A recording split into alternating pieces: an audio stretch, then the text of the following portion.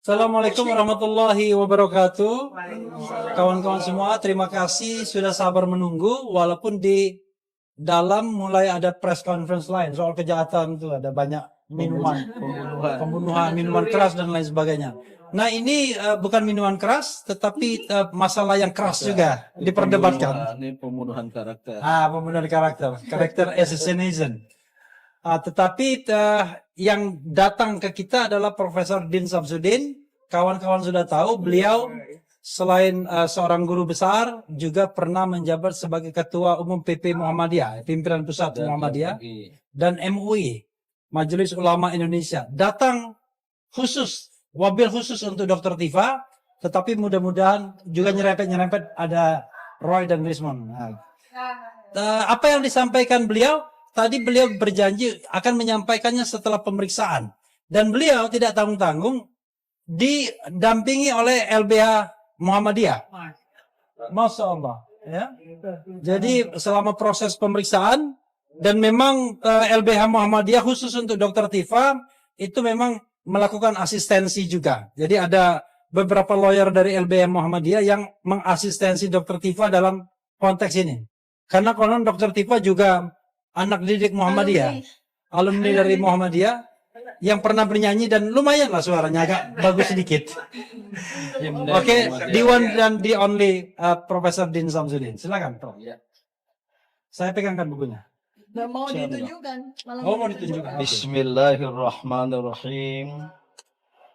Saya datang dengan penuh kesadaran untuk menjadi ahli dalam kasus pentersangkaan Dr. Tifauzia Tiasuma, baik karena dia adalah anak didik Muhammadiyah di SD Muhammadiyah 1 Yogyakarta, dan juga bersama saya di beberapa organisasi, tapi lebih daripada itu, saya terdorong dan tergerak atas motivasi menegakkan kebenaran dan keadilan demi ketuhanan yang Maha Esa. Maka selama 3 jam lebih 5 jam di sela sholat zuhur, saya memberikan kesaksian dan keahlian kepada penyidik bahwa kasus yang ditersangkakan kepada Dr. Tifauzia Tiasuma dan kawan-kawannya yang sering disingkat RRT, walaupun secara khusus saya memberikan keahlian atas Dr. Tifauzia, saya nyatakan bahwa ketersangkaan itu atau penersangkaan itu tidak sesuai dengan nilai-nilai etika, moral, maupun hukum dan politik yang saya pahami. Alasannya adalah Dr. Tifauzia Tiasuma dan kawan-kawannya mengajukan gugatan tuduhan atas pemalsuan ijazah oleh Joko Widodo. Menurut pendapat saya, itu adalah hak konstitusional sebagai seorang warga negara yang dijamin oleh konstitusi, terutama pasal 28 tentang kebebasan berpendapat, dan juga merupakan komitmen moral serta tanggung jawab moral seorang akademisi, intelektual maupun cendekiawan untuk melakukan koreksi sosial, kontrol sosial, pengawasan sosial politik, apalagi mengenai seseorang yang menempati kedudukan tertinggi dalam kehidupan bernegara kita, yaitu sebagai presiden. maka tanggung jawab moral ini sangat tepat untuk ditujukan. Oleh karena itu, apa yang dia dan mereka lakukan dengan mengajukan gugatan itu siogianya diproses secara hukum terlebih dahulu. Kalau seandainya tuduhan mereka benar, maka mereka tidak tepat untuk ditersangkakan. Sebagaimana disebut dalam dalam tajuk kasus ini adalah pencemaran nama baik, Fitnah. manipulasi data, dokumen, fitnah, dan penghasutan publik. Itu sungguh di luar logika hukum, etika, dan moral yang saya pahami, terutama berdasarkan nilai-nilai agama Islam. Maka oleh karena itu, menjadikan Dr. Tifauzia Tiasuma dan kawan-kawannya sebagai tersangka dalam kasus ini adalah bentuk kriminalisasi. Adalah bentuk kriminalisasi yang dalam bahasa agama adalah penzaliman yang sangat ditentang oleh agama. Seyogianya kasus ini dari awal diselesaikan secara berkeadilan, imparsial, transparan, ya, membuktikan betulkah atau tidak ijazah yang dipakai itu palsu. Itu saja. Itulah yang harus dilakukan terlebih dahulu. Maka keahlian saya menyatakan ya, dari sudut politik, etika dan moral, penersangkaan terhadap Dr. Tifauzia Tiasuma dan kawan-kawannya itu adalah batal demi nilai-nilai etika, kebenaran, dan keadilan. Itulah yang saya sampaikan tadi, dan saya dengan penuh keikhlasan, kesukarelaan, dan kesadaran menjadi ahli dalam bidang ini, dan saya pertanggungjawabkan tidak hanya secara akademik, tapi juga saya pertanggungjawabkan kehadirat Allah Subhanahu wa Ta'ala. Amin. Cukup. Terima. Masih. Iya, terima kasih Pak Prof Din ya.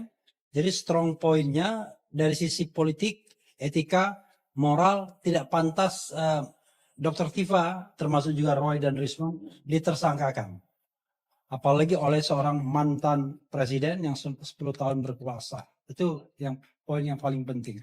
Dan Prof Din ini adalah seorang ilmuwan, akademisi, dan dia paham betul kerja penelitian yang harusnya bebas dari kriminalisasi. Nah, mungkin Dr. Tifa ingin menyampaikan 1-2 buah patah kata karena sepertinya Prof Din lebih khusus pada Dr. Tifa. Silakan. Bismillahirrahmanirrahim. Assalamualaikum warahmatullahi wabarakatuh. Secara khusus saya menyampaikan terima kasih yang sebesar-besarnya kepada Abangda Profesor Din Syamsuddin yang telah berkenan untuk menjadi ahli saya pada hari ini, Kamis 12 Februari 2026. Mengapa saya memohon perkenan beliau, keikhlasan beliau untuk membantu saya dalam kasus ini? Karena Prof Din ini selain sebagai guru saya, ya saya ini anak didik beliau, saya juga membantu beliau dalam banyak organisasi. Kemudian juga beliau ini adalah kawan diskusi, mentor yang luar biasa bagi saya untuk menggenapi ilmu saya, terutama dalam sisi neuroscience, spiritual, behavior yang selama kurang lebih 10 tahun ini saya tekuni. Dan salah satu bukti dukungan beliau kepada saya adalah beliau ini menjadi pemberi pengantar dari buku kedua saya yang membahas tentang kajian penelitian saya tentang makanan berbasis Al-Quran. Tentu saja karena saya bukan orang yang menekuni Al-Quran, maka saya harus berguru kepada ilmuwan atau beliau yang memang mendalaminya. Jadi seperti itu adalah tradisi atau budaya ilmiah, ya. Seseorang bisa memberikan opini atau pendapat kalau memang yang bersangkutan itu memiliki ilmunya. Oleh karena itu maka pada kasus kajian ijazah palsu Joko Widodo ini, maka saya menggunakan ilmu saya, terutama dari sisi epidemiologi perilaku, neuroscience behavior. Di situ. Jadi saya tidak beranjak kepada ilmu digital forensik yang tidak saya kuasai. Saya tidak juga melakukan pengkajian telematika yang tidak saya kuasai, karena kedua hal ini pakarnya adalah Dr. Rismon Syanipar dan Dr. Roy Suryo. Jadi pada penelitian yang saya lakukan sejak tahun 2022, ketika spesimen ijazah dalam bentuk fotokopinya untuk pertama kalinya dimunculkan oleh institusi alma mater kami tercinta UGM. Tanggal 20 Oktober 2022 itu kemunculan pertama. Dan sejak itulah saya secara pribadi, secara independen melakukan penelitian terhadap sesuatu pertanyaan yang 11 tahun menjadi ganjalan pemikiran dari rakyat Indonesia dan membawa korban 2 orang warga negara Indonesia dikriminalisasi dan kemudian akhirnya dipenjara selama bertahun-tahun, yaitu seorang jurnalis Pak Bambang Tri dan seorang Ustadz Gus Nur, ya. Karena itu maka saya terima kasih sekali Bang Prof Din karena berkenan untuk memberikan keahlian beliau untuk menggenapi BAP, sehingga mudah-mudahan ini adalah sebuah ikhtiar di mana kita tidak saja menginginkan bahwa kasus ini dihentikan, karena kasus ini sama sekali tidak layak untuk dilanjutkan. Dan apabila dengan keahlian beliau tadi, penjelasan dan kuliah beliau kepada Polda Metro Jaya, itu tidak juga dihiraukan, maka betapa celakanya negara ini. Mudah-mudahan dengan itu, dengan saya juga kemarin mohon kepada Prof Din agar ini menjadi hari atau menjadi masa-masa kebangkitan para ilmuwan, supaya para ilmuwan dengan kehadiran Prof Din Syamsuddin ini jadi tergerak untuk tidak diam sendiri saja, tidak bicara, padahal banyak juga ilmuwan yang memahami dan diam-diam juga melakukan penelitian terhadap ijazah Joko Widodo ini. Terima kasih banyak sekali lagi Abangda. Kasus dugaan ijazah palsu ini bukan masalah kecil, masalah besar, karena melibatkan seseorang yang pernah menduduki posisi tertinggi dalam kehidupan bernegara kita, yaitu sebagai presiden. Kalau tidak diselesaikan, akan mewarisi dampak demoralisasi terhadap generasi penerus. Mereka boleh jadi nanti akan beranggapan, tidak perlu punya ijazah asli, tidak perlu punya ijazah atau tidak sekolah, toh kita bisa jadi presiden. Inilah kerugian besar bagi bangsa dan negara kalau kasus ini tidak diselesaikan. Sebenarnya mudah diselesaikan, tinggal tunjukkan mana ijazah aslinya dan kemudian diteliti oleh para ahli secara independen. Maka kasus ini perlu diselesaikan lewat penegakan hukum secara transparan, imparsial, tidak berpihak, tidak membela seseorang, dan secara berkeadilan. Inilah jalan keluar dan mudah, ya, kasus ini bisa diselesaikan, tidak berlanjut-lanjut, dan apalagi rasa keadilan saya terusik ketika yang melakukan itu atas nama banyak orang, ya, RRT ini justru ditersangkakan. Inilah pembalikan nilai-nilai keadilan. Maka ini terus terang akan menjadi hal yang dilawan oleh rakyat. Kalau tidak sebagian besar rakyat, dan saya yakin kaum cerdik pandai ya akan ikut terlibat. Banyak yang diam, termasuk saya tidak tampil di depan, namun bersetuju, dan inilah saatnya untuk memberikan pembelaan lewat keahlian yang saya miliki. Iya. Cukup. Jadi terima kasih Prof. Din ya. Dua strong point dari Prof. Din adalah pertama, kasus ini harusnya dibuktikan dulu ijazah Jokowi itu palsu atau tidak. Bukan kemudian mengkriminalkan orang sementara kepastian apakah itu palsu atau tidak belum dibuktikan. Padahal ini tidak hanya soal metode hukum tapi juga metode ilmiah. Dan yang kedua, Prof. Din mengatakan ini adalah kriminalisasi. Jadi dua strong point itu yang barangkali perlu digarisbawahi. Makasih Prof. Din. Ada lagi? Kalau ijazah itu nanti asli, maka tuduhan dari kawan-kawan ini bisa masuk ke dalam ranah pencemaran nama baik. Menurut KUHP itu sanksinya 7 bulan pas 9 bulan. Tapi kalau 9 ijazah bulan. itu 9 bulan maksimum. Tapi kalau ijazah itu palsu adanya, maka pelakunya itu dikenai menurut KUHP baru yang saya baca itu sekitar 10 tahun. Nah, mau milih 10 tahun apa 9 bulan? Tidak. Ya, bukan itu saja kan. Banyak kan pasal menyebarkan kebohongan dan lain sebagainya kan. Jadi terima kasih Prof. Din Samsudin. Mudah-mudahan apa yang disampaikan Prof. Din itu bermanfaat bagi kita semua dan bermanfaat bagi keadilan dan penegakan keadilan di Republik ini. Wassalamualaikum warahmatullahi wabarakatuh. Apa? Oh, ada lagi nanya? Pertanyaan tidak banyak, sekitar 18 yang menyangkut substansi mulai pertanyaan ke-11.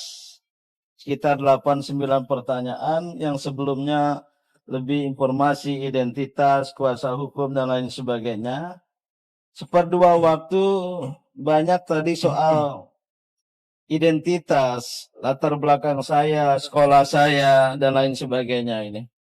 Yang substansi nggak terlalu banyak, nah, namun sudah saya nyatakan seperti saya nyatakan tadi itu. Ya, makasih. Oke, terima kasih kawan-kawan semua ya.